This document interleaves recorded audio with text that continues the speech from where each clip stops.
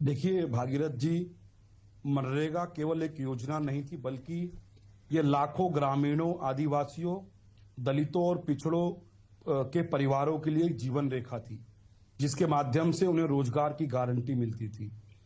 आज जिस प्रकार से मनरेगा योजना को समाप्त किया गया है, हम केवल नाम पर चर्चा शान कर खान जी, रहे हैं, कहां किंतु समाप्त किया नाम गया तो है? बदला कहां है। कहां समाप्त किया गया? आप ये भ्रम क्यों फैला रहे हैं?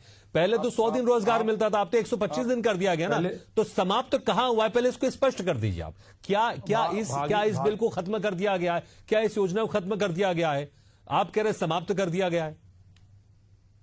भागीरथ जी, आपने मेरी पूरी बात सुन ली होती तो आपको सारे उत्तर मिल जाते। कोई बात नहीं, आपने बीच में टोका। तो मैं ये कह रहा था कि मनरेगा केवल एक योजना नहीं थी, ये लाखों परिवारों के लिए जीवन रेखा के रूप में काम करती थी। किंतु भाजपा की जो गरीब विरोधी मानसिकता है, उसके कारण इन्होंने इस योजना को समाप्त कर दिया।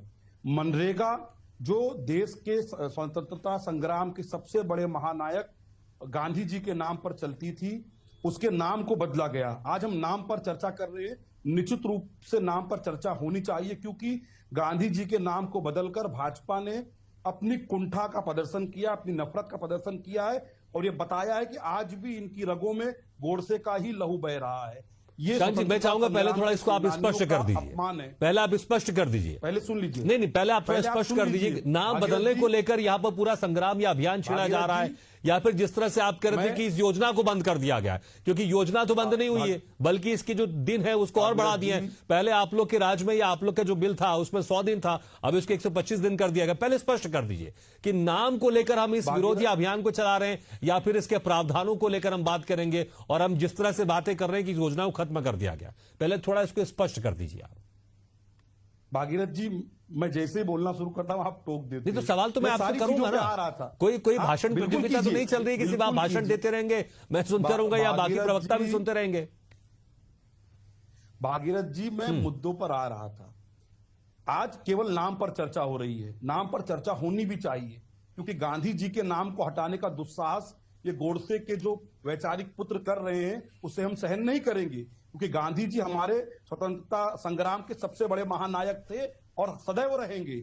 इनके नाम बदलने से गांधी जी की प्रासंगिकता समाप्त नहीं होने वाली है। अब मैं आता हूं प्रावधान पर।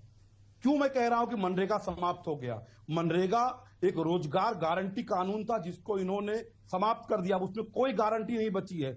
और जो पहले मनरेगा था वो पूरे देश में समान रूप से लागू होता था। अब इन्होंने उसमें प्रावधान कर दिया कि जहां केंद्र सरकार चाहेगी, जिस क्षेत्र को अनुसूचित करेगी, वहीं पर यह योजना लागू होगी।